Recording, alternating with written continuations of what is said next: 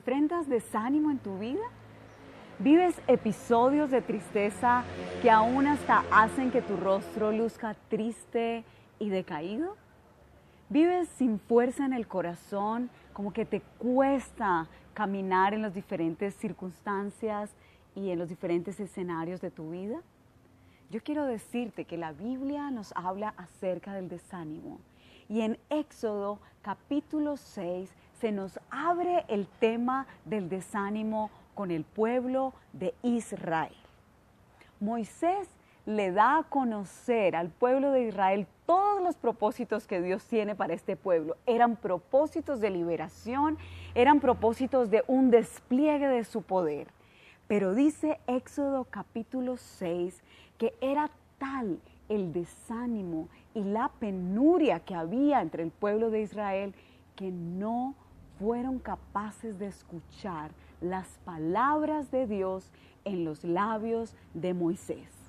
¿Cuál era la situación que vivía el pueblo de Israel? Pues el pueblo de Israel vivía una situación muy triste. Eran esclavos. Por muchísimos años esclavos con trabajos muy pesados. Pero Dios escoge a un hombre y le dice a este hombre que va a liberar a su pueblo y que vaya y hable con el faraón y que les diga que los deje libres para ir a adorar a su Dios. Cuando Moisés va ante Faraón, la reacción del faraón es terrible para el pueblo de Israel, porque Faraón se enoja de tal manera que les duplica su carga de trabajo, los maltrata, los golpea, los trata de holgazanes y aumenta todo lo que ellos tenían que hacer. Claro, ¿cómo no iba a estar triste el pueblo de Israel? Era esta una situación que trajo mucho desánimo al corazón del pueblo. Pero lo que yo quisiera hacerte ver es lo que esa voz del desánimo en el pueblo le impidió oír la voz de Dios que estaba trayendo unos planes maravillosos para su pueblo. En los primeros versos del capítulo 6 dice lo que Dios quería transmitir a su pueblo a través de Moisés. Y quiero contárselo a usted.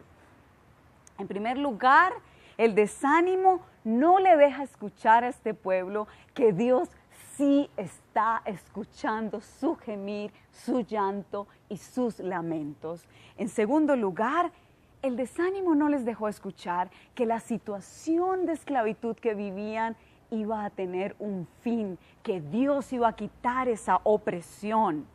En tercer lugar, que Dios desplegaría todo su poder para librarlos.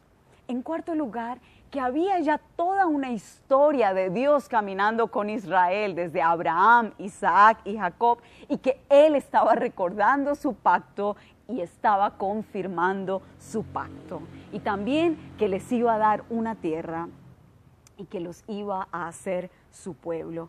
¿No les parece, mujeres, que es tan fuerte la voz del desánimo muchas veces en nuestras vidas? Esa voz que viene a través de las circunstancias difíciles que vivimos, que nos imposibilita escuchar la voz de Dios y lo que Él quiere hacer. Cuando miramos la historia de Israel nos damos cuenta que Dios sí cumplió su plan. Y cuando vemos el Nuevo Testamento nos damos cuenta que son los mismos planes para ti y para mí que se cumplen en Cristo Jesús. En el Nuevo Testamento vemos cómo Cristo cumple este propósito. Hoy tú y yo tenemos un sumo sacerdote que intercede por nosotros. Es por lo que Cristo hizo en la cruz del Calvario que tu voz, que tu gemir y mi gemir se escucha en el cielo. Es por Cristo que tienes libertad de la esclavitud de tus pecados y también de la opresión que puedes vivir en tu vida. Es en Cristo que el poder de Dios se revela y se despliega de una manera esplendorosa. Y es en Cristo que nosotras tenemos una tierra celestial y que tenemos una ciudadanía dentro del pueblo de Dios. ¿No te parece que esa es una voz de esperanza muy grande? Si estás viviendo momentos de desánimo, tengo que preguntarte, ¿escucharás la voz del desánimo a través de las circunstancias que estás viviendo? ¿O escucharás la voz de Dios y dejarás que sus palabras le den ánimo, fortaleza y esperanza a tu corazón. Nos veremos nuevamente a sus pies.